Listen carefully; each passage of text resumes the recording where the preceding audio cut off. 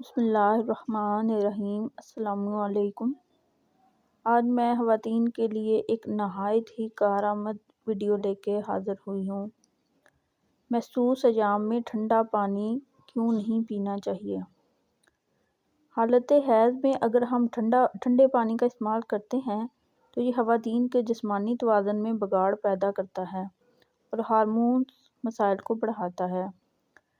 ٹھنڈا پانی پینے سے ان کی آنتوں کا درجہ حرارت کم ہو جاتا ہے، جس کی وجہ سے کیل مہاسے اور ایکنی جیسی پریشانیاں اور پیٹ درد بھی ہو سکتا ہے۔ اس سے اووری میں پیچیدگیاں بڑھ جاتی ہیں اور یوٹرس کی وال سخت ہو سکتی ہے۔ ماہواری میں ہونے والا بلڈ فلو زیادہ بڑھ جاتا ہے، جس کی وجہ سے جسمانی کمزوری بھی ہو جاتی ہے۔ ٹانگوں اور گھٹنوں میں درد کی شکایت بہت بڑھ جاتی ہے اور ہڈیوں کو تکلیف پہنچتی ہے۔